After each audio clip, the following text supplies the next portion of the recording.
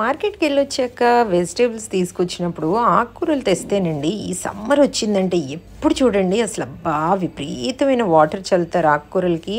అసలు ఊరికనే పాడైపోతాయి. అవి కట్ చేసినా ఉండవు. అసలు మనమేమో ఒకటే రోజు వండుకోం కదా, ఒక వారం రోజులు అవుతుంది, దాదాపుగా 2-3 రోజులైనా అవుతుంది. కానీ అస్సలు ఆగడం లేదు. చూడండి ఎంత తడిగా ఉన్నాయో. కాసేపు గాలికి పెట్టి కొంచెం డ్రై అయిన తర్వాత ఇంకా కట్ చేసి అడుగున పేపరు మళ్ళీ ఆకుకూర వేసేసి తర్వాత ఆ పేపర్ వేస్తాను. ఇక్కడ ఎర్ర ఆకుకూర ఉంది చూసారా, అది పిలుస్తా ఉంటారనమాట ఆవిడ నన్ను, మీకు ఎర్ర ఆకుకూర ఇష్టం కదా రెండి తీసుకోండి ఉందని. ఈ కరివేపాకు ఎప్పుడు నేను లేతది చిన్న ఆకులు ఇవ్వమంటాను. ఈ రోజు అస్సలు కరివేపాకు బాగాలేదు, అన్ని పెద్ద ఆకులు వచ్చాయి. ఈ ఆకునేమో ఆమె పిలుస్తా ఉంటది, అమ్మ రండి రండి మీకు ఇష్టమైన ఆకు ఉంది ఎర్ర ఆకు అని. ఇంకా అసలు అన్నీ నేను ఏం చేస్తున్నానంటే ఆకుకూరలు ఆగడం లేదు అనేసి కొన్నే తీసుకొస్తా ఉన్నాను. మనమేమో వరుసగా వండుకోం కదా ఆకుకూరలు, ఇంకా కట్ చేసేసి వాటిని అడుగున పేపరు పైన వేసేసి తర్వాత మళ్ళీ దానిపైన పేపర్ వేసి పెడుతున్నాను. అయినా ఒక్కోసారి ఫ్రిడ్జ్ ఓపెన్ చేసి చూసేటప్పటికి